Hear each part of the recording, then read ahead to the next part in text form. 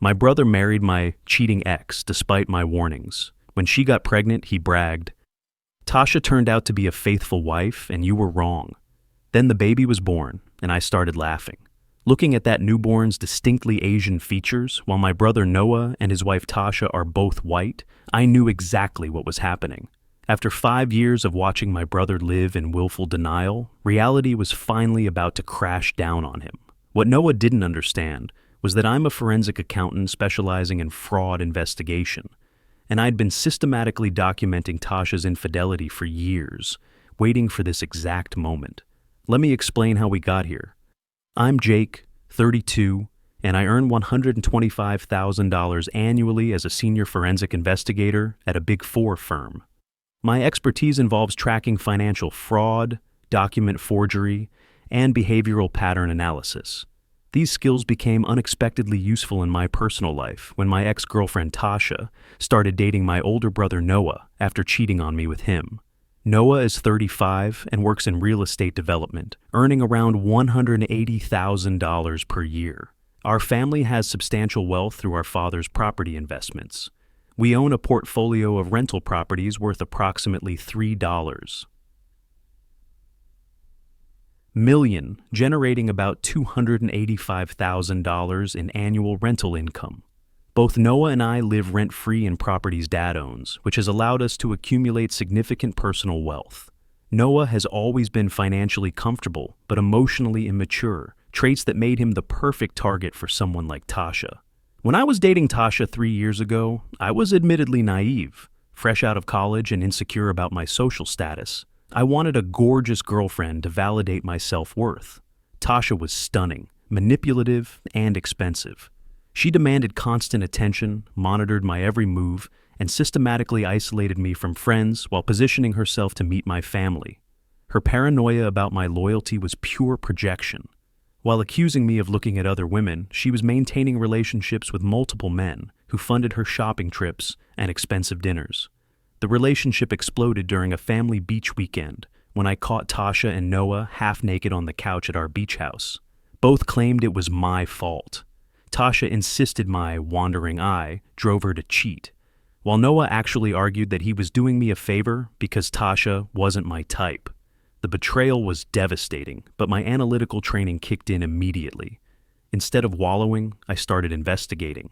What I discovered was systematic fraud. Tasha had been running what essentially amounted to a romance scam operation, maintaining relationships with 5 different men simultaneously. Each guy believed he was her primary relationship while funding different aspects of her lifestyle. John, a divorced contractor, paid for her car payments. Tyler, a tech executive, covered her rent. David handled shopping and entertainment expenses. Noah provided family legitimacy and long-term financial security. I was apparently the emotional validation source. I documented everything. Credit card statements, hotel receipts, restaurant charges, even screenshots of her dating app conversations that John forwarded to me after she abruptly ended things with him. My forensic background taught me that fraud cases require establishing patterns of deceptive behavior, and Tasha had provided years of evidence. When Noah announced their engagement 6 months later, I tried to warn him. I presented systematic evidence of her infidelity, financial manipulation, and dishonest behavior patterns. His response was dismissive. Tasha told me about her past. She was just exploring her options until she found the right person. That person is me. The wedding was a $45,000 spectacle funded largely by Dad's money. Tasha invited dozens of her former lovers. I recognized at least 6 guys from my investigation, and there were probably more I hadn't identified.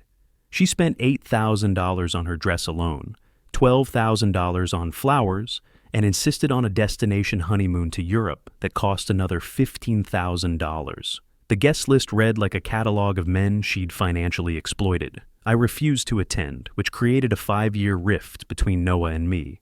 During that time, I continued my career advancement, earning certifications in financial crime investigation and building a network of professional contacts, including fraud attorneys, private investigators, and forensic psychologists.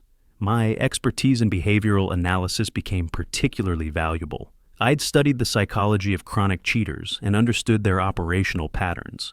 When Mom called last month saying Noah wanted to reconcile because Tasha was pregnant, I was professionally curious. Habitual cheaters rarely reform, and pregnancy often triggers increased infidelity as they seek validation and excitement outside their restricted domestic situation. I agreed to visit them, ostensibly to meet the happy family.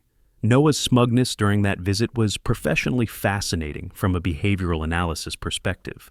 He literally thanked me for introducing him to the love of his life and suggested I should learn from his success by finding someone willing to settle down with me.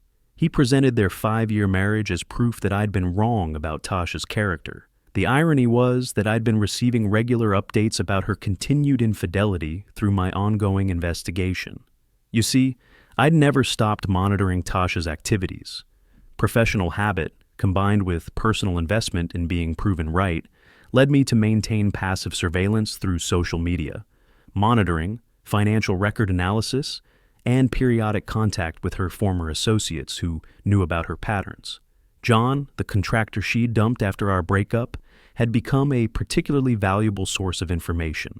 He'd stayed in touch with her social circle and regularly forwarded me evidence of her continued cheating. The documentation I'd accumulated over 5 years was comprehensive.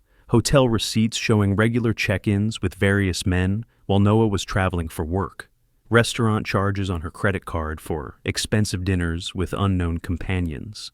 Screenshots of dating app conversations where she described herself as single. Financial records showing unexplained cash deposits that correlated with her meeting schedule with different men. Even phone records detailing hour-long conversations with her various romantic interests. My formal investigation had identified at least 4 men she was seeing regularly during her marriage to Noah. There was Kyle, a 39-year-old married businessman of Asian descent who paid for her Tuesday afternoon spa treatments.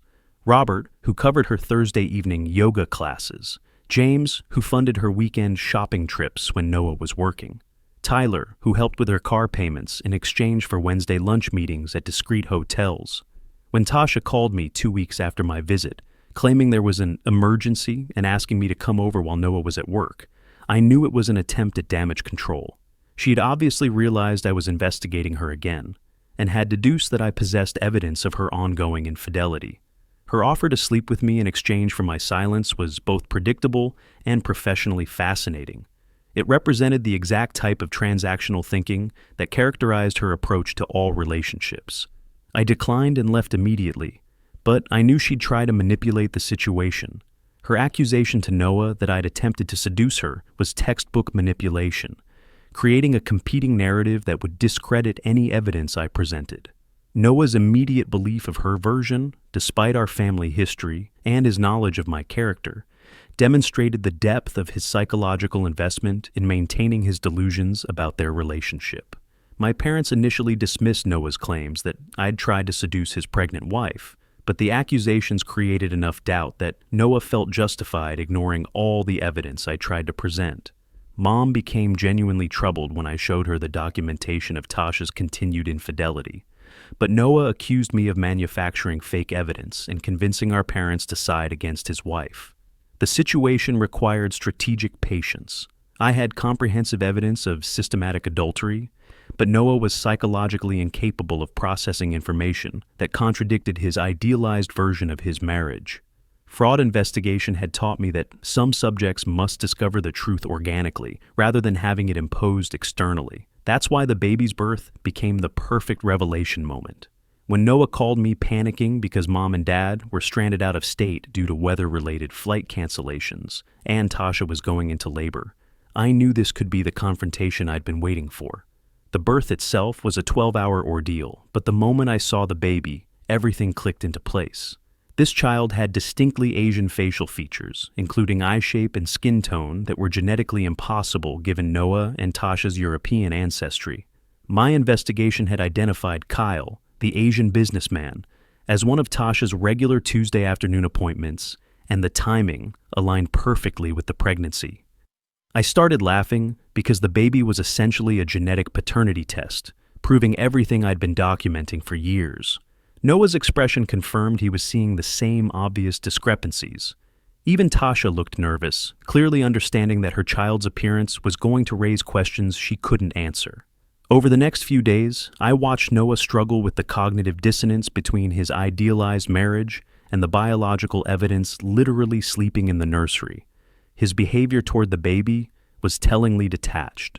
No emotional bonding, minimal physical contact, obvious discomfort during feeding times.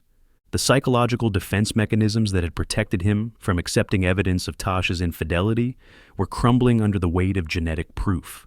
When Noah finally came to my house and admitted his suspicions about the baby's paternity, I was ready with comprehensive documentation. I showed him 5 years of systematic evidence: hotel records, restaurant receipts, phone logs, financial transactions, dating app screenshots, and witness statements. The pattern was undeniable.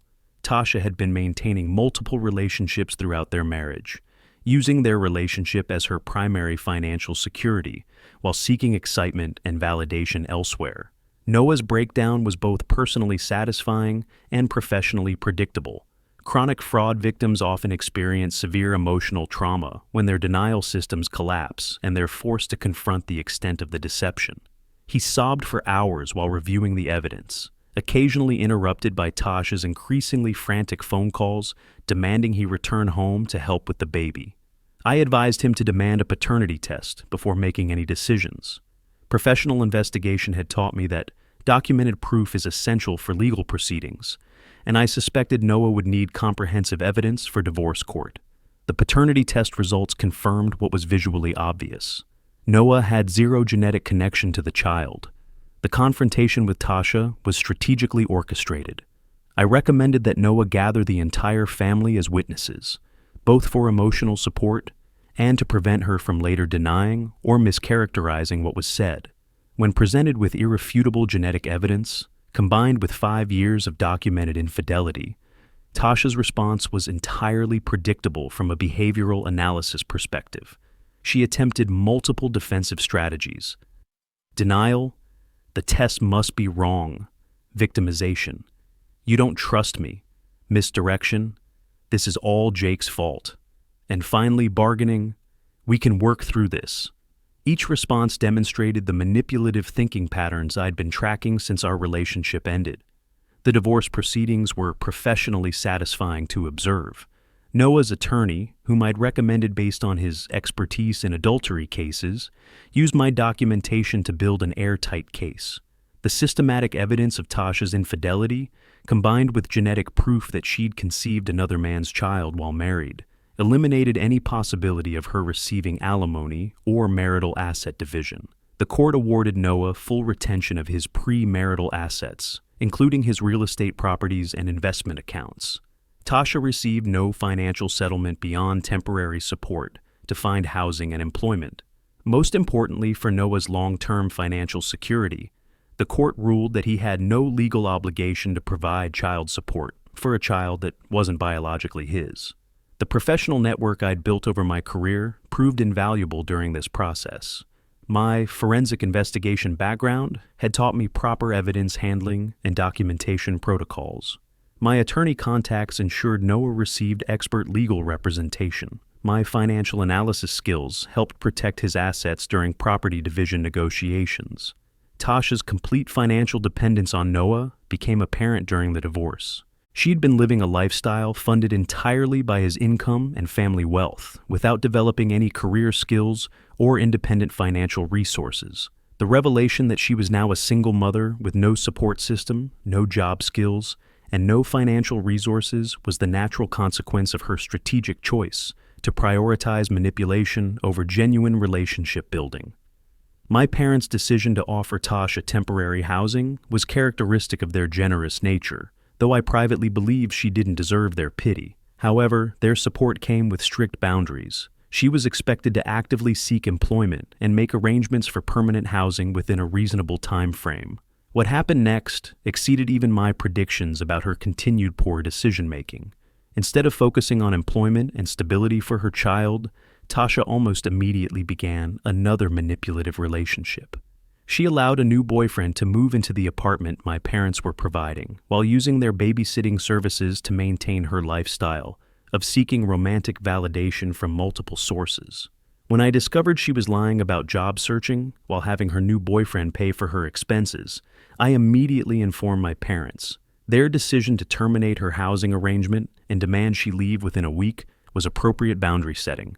The new boyfriend's immediate abandonment when asked to take financial responsibility for housing demonstrated that Tasha's pattern of attracting men who would only provide limited conditional support remained unchanged. I took some professional satisfaction in helping secure her employment as a cleaner at a daycare facility. The position was perfect for someone with her limited skills and work history, plus the child care benefit solved her immediate need for supervision of the baby. Seeing someone who'd once manipulated wealthy men into funding her luxury lifestyle reduced to cleaning up after other people's children was poetic justice. The discovery of the baby's biological father opened an entirely new chapter in this saga. Kyle, the married Asian businessman who'd been funding Tasha's Tuesday afternoon appointments, initially denied paternity when she appeared at his doorstep demanding support. His wife Rita, a school teacher who'd been trying to conceive for years, was devastated to discover her husband's infidelity and the existence of his biological child. The legal battle over paternity and custody revealed the complex web of damage Tasha's choices had created. Kyle's marriage to Rita was destroyed, though Rita's decision to pursue custody of the child demonstrated remarkable emotional maturity.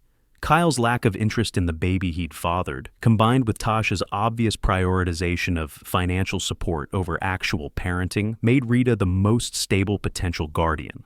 The court's decision to award child support to Tasha while maintaining Rita's custody rights created a bizarre but workable arrangement. Tasha received approximately $1,800 monthly in support payments, which was more than enough to fund her lifestyle without requiring employment. Rita got the child she'd always wanted, plus the legal authority to control the baby's environment and upbringing. This arrangement satisfied everyone's priorities. Tasha got financial support without parenting responsibilities she was obviously unprepared for. Rita got a child to love and raise. Most importantly, the baby got stable, mature caregiving instead of being raised by someone whose life was characterized by chaos and poor decision-making. My professional analysis of this outcome was that it represented optimal damage control given the destructive choices that had created the situation. The child would be raised in a stable, loving environment by someone with appropriate parenting skills and financial resources. Tasha would have enough money to survive without needing to manipulate new victims. Rita would find purpose and fulfillment in mothering a child who needed stability. However, Tasha's continued poor judgment became evident when she began using her new financial freedom to pursue increasingly dangerous relationships. My professional network occasionally provided updates about her activities through social media monitoring and public record searches. Her association with men involved in drug distribution was predictable, given her pattern of seeking excitement and validation from increasingly risky sources. The overdose incident that led to Child Protective Services removing the baby from her care was tragic, but not surprising.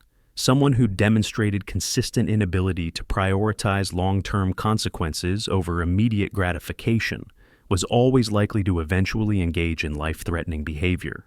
The fact that the baby was found wandering in the street while she was unconscious from drug use represented the ultimate failure of her judgment and priorities.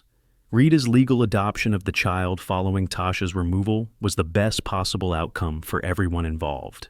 The baby would be raised by someone with genuine parenting motivation, stable finances, and mature judgment. My mother's continued relationship with Rita, allowing her to maintain connection with a child she'd grown attached to, provided emotional satisfaction for our family's investment in this situation. Tasha's final attempt to extort money from Rita in exchange for not pursuing custody was both legally foolish and characteristically manipulative. Her threat to reclaim the baby, unless paid, demonstrated that she still viewed the child as a financial asset rather than a human being requiring love and stability. Rita's response of obtaining a restraining order and involving law enforcement was appropriate protection against someone who'd proven willing to endanger a child for personal benefit. The complete collapse of Tasha's life over the past 18 months has been professionally fascinating to observe. Her choices created a cascade of consequences that systematically destroyed every source of stability and support she'd built. Her marriage ended due to documented infidelity. Her housing was terminated due to dishonesty and boundary violations. Her employment was lost due to inappropriate behavior and incompetence.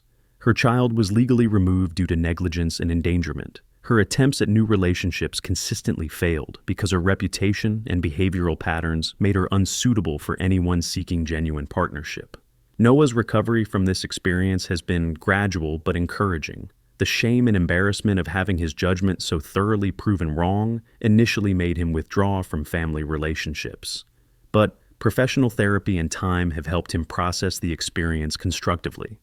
His genuine apology for not believing my warnings, combined with acknowledgement of how his dismissive attitude had damaged our relationship, represented real emotional growth. Our brother relationship required extensive rebuilding, but the shared experience of dealing with Tasha's manipulation actually strengthened our family bonds long term. Noah's newfound appreciation for honest communication and his willingness to ask for advice rather than assuming he knows better has made him a more mature and reliable family member. The financial impact on Noah was minimal thanks to competent legal representation and comprehensive documentation of Tasha's fraud. He retained all his premarital assets, avoided any ongoing financial obligations, and learned valuable lessons about relationship red flags without permanent damage to his economic security. My own professional reputation was actually enhanced by this experience. Colleagues who learned about my successful long-term investigation of systematic fraud were impressed by the thoroughness of my documentation and the strategic patience I demonstrated in waiting for optimal timing to present evidence. The case became something of a legend in my office as an example of applied forensic investigation skills. Looking back, this entire saga validates my professional belief that systematic documentation and strategic thinking will always prevail over manipulation and emotional decision-making. Tasha's approach to relationships was fundamentally unsustainable because it was based on deception rather than genuine value creation. Noah's willingness to ignore evidence in favor of wishful thinking was emotionally understandable but strategically foolish. The final outcome represents complete vindication of everything I'd predicted years earlier. Tasha's infidelity was exposed. Her manipulative behavior resulted in total social isolation. Her financial security was destroyed by her own poor choices, and she lost custody of her child due to negligence and endangerment. Meanwhile, my patient documentation and strategic approach protected my family's financial interests while preserving important relationships. Noah learned that blind trust without verification is dangerous, especially when substantial financial assets are involved. Our parents learned to maintain appropriate boundaries with people who demonstrate manipulative behavior patterns. I learned that professional skills can be effectively applied to personal situations when approached systematically and strategically. The child at the center of this chaos now has loving, stable parents who prioritize his well-being over their own convenience. Rita's decision to adopt him, despite the circumstances of his conception, demonstrates the kind of genuine love and commitment that Tasha never understood or valued. Sometimes the most effective response to systematic manipulation isn't emotional confrontation, but patient documentation and strategic timing. My brother thought he'd found happiness by ignoring inconvenient truths, but reality eventually demands acknowledgement, regardless of our preferences.